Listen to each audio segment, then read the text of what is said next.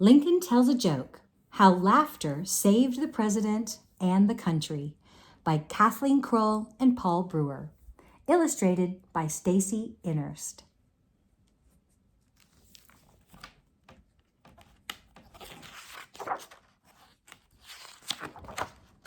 Poor Abraham Lincoln.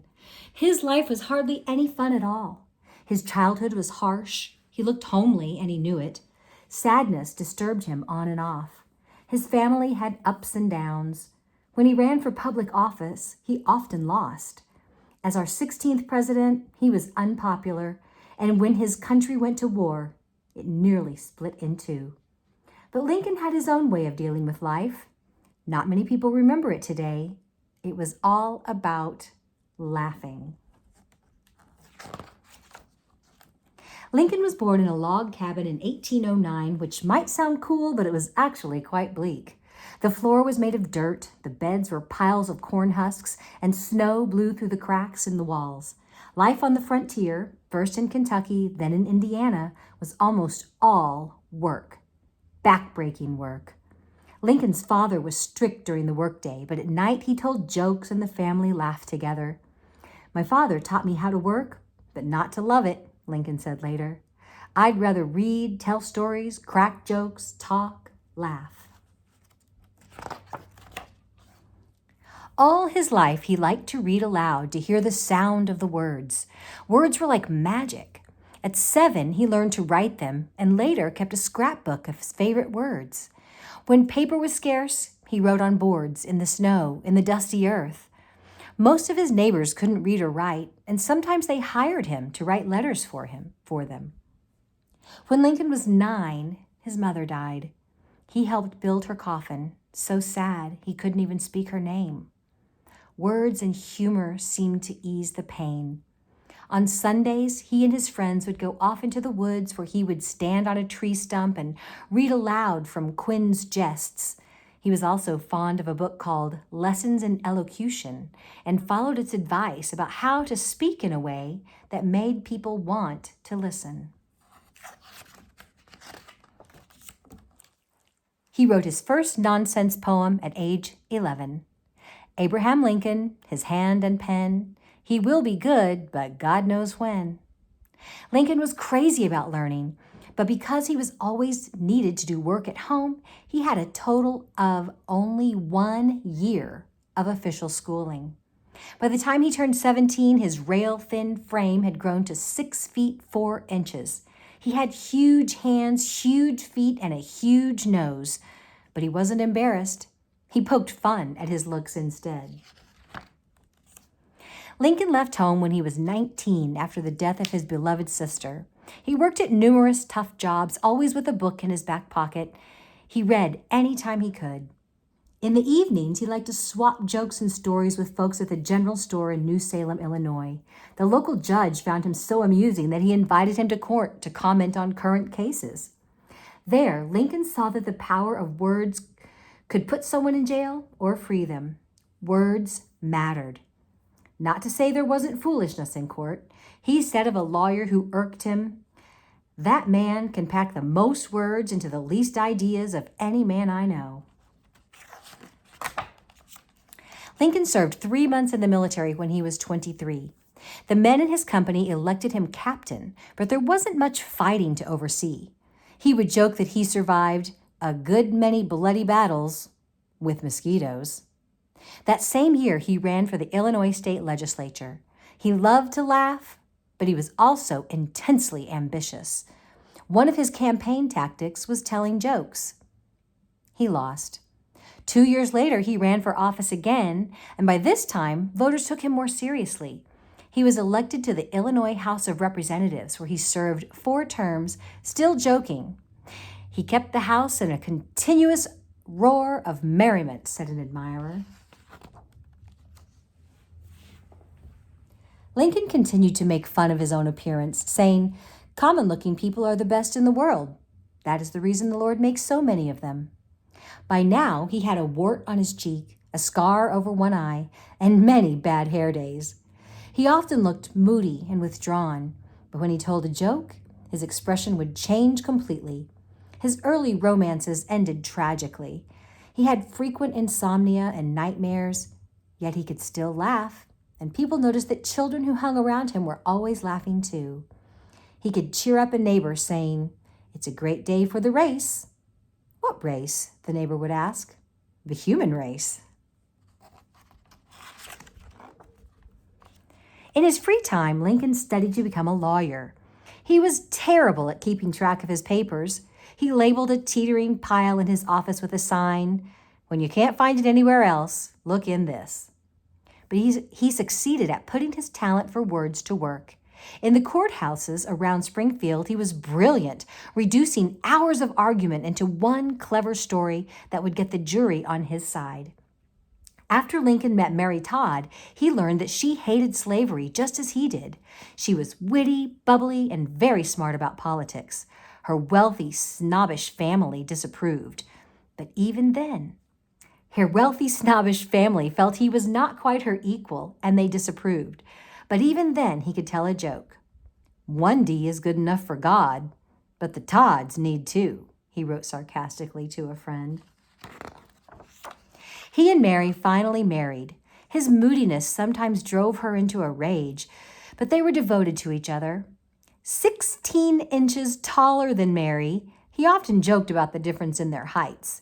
He would address a crowd from a balcony. "Here I am, and here is Mrs. Lincoln, and that's the long and the short of it." The Lincolns had 4 boys, Robert, Eddie, Willie, and Tad. Lincoln was such a playful father that some frowned, but he believed a good sense of humor made children smarter. He thought jokes should be taught in schools just like reading, writing, and arithmetic. After Eddie died at age 3 and Willie at age 12, it took Lincoln a long time to laugh again. Lincoln wanted to fix things he saw wrong in the country, so he kept running for higher offices.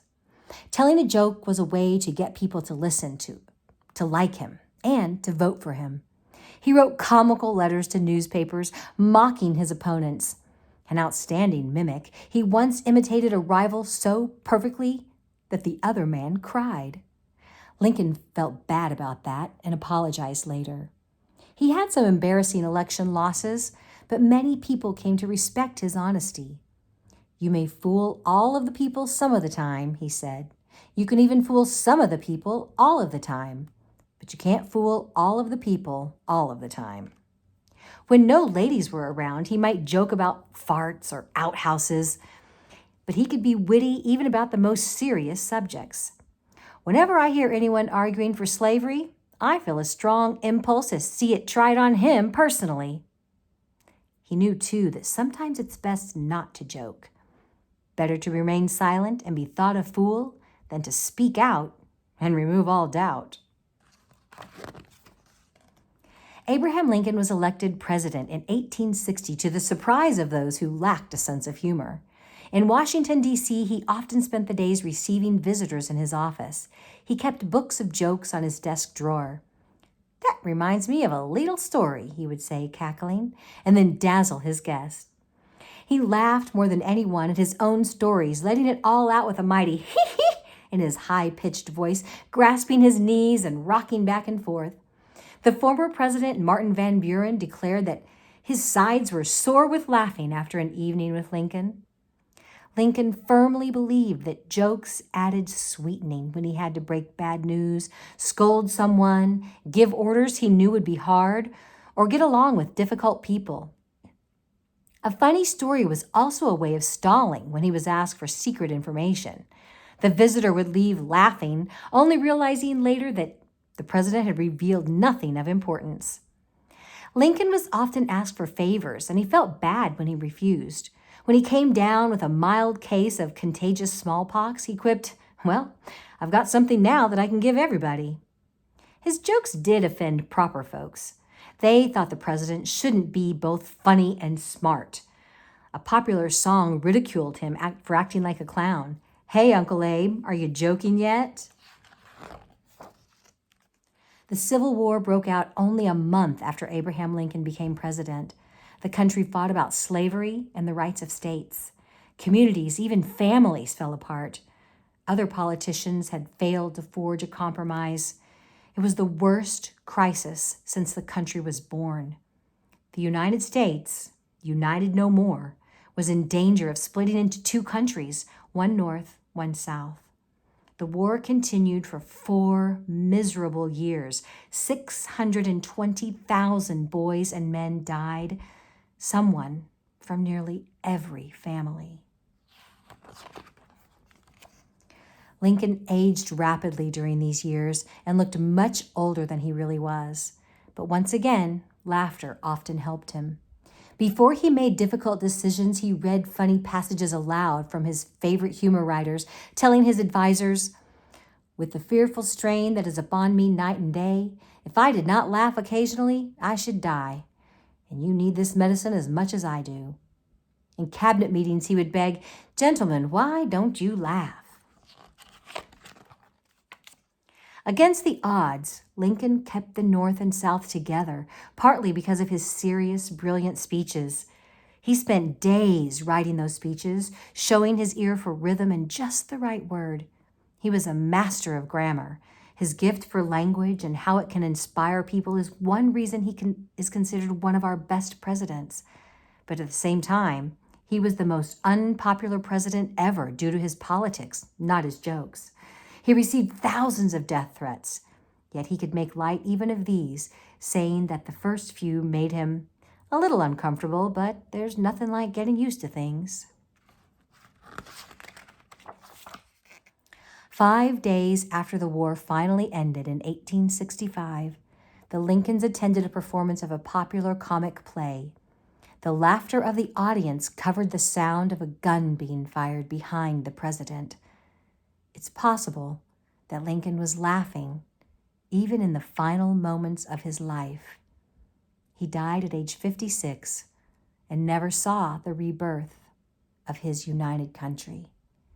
Yet Abraham Lincoln had kept Americans together thanks to the love of laughter that kept him going step by step on a journey that took him all the way to the White House and into history.